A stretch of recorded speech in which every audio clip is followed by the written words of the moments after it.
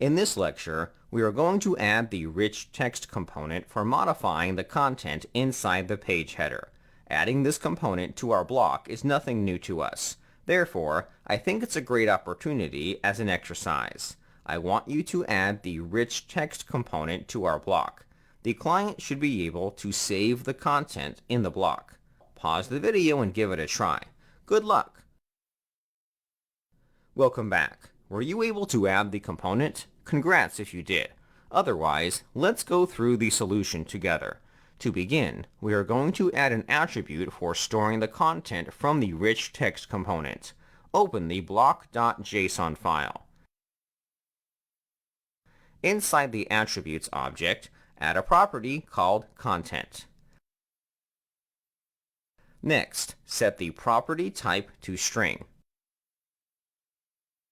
Normally, we would change the source. However, our block will be rendered on the server.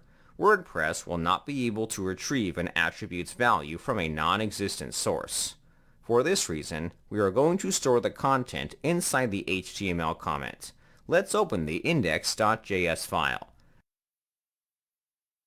The next step is to add the rich text component to the edit component. At the top of the file, import the rich text component from the WordPress/block editor package.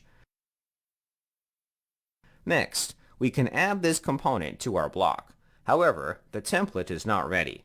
We should grab the template before adding the rich text component. Head on over to the full site editor. We are going to view the category template.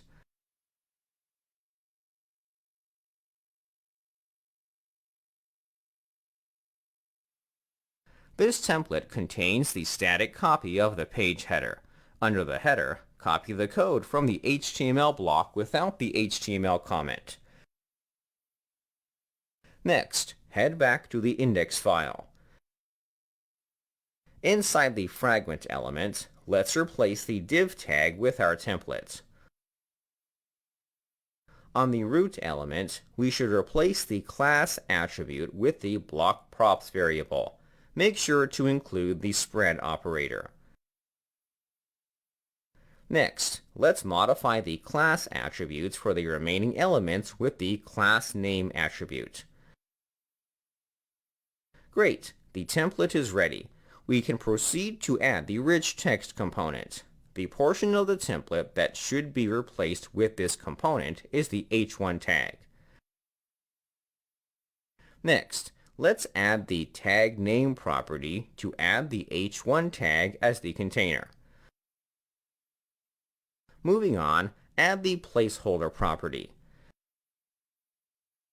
The value for the placeholder should be translatable. Let's import the double underscore function for translating text.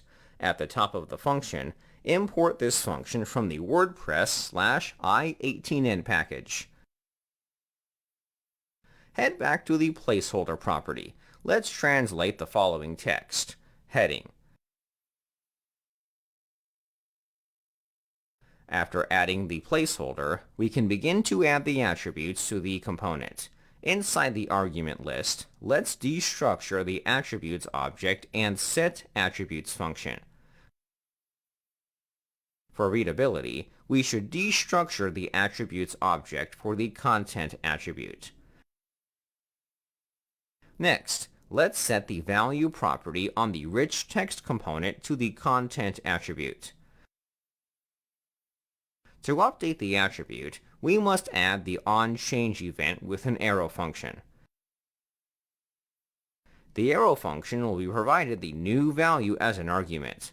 Let's use this value to update the content attribute with the set attributes function.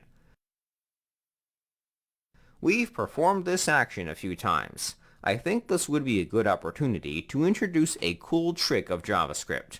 So far, we've been updating a property called content. The value for this property is the new value argument. There's a shorter syntax for writing the same line of code.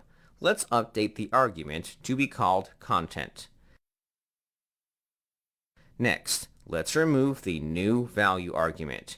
If we were to omit the value for a property, JavaScript would search for a variable called content. The value for this property will be the variable. It's the equivalent of writing content. If the name of the property matches a variable name, we can shorten the syntax to the name of the property. I prefer to use the shorthand syntax. For the rest of this course, I'm going to be using the shorthand syntax for updating attributes. If this is too confusing, that's perfectly fine.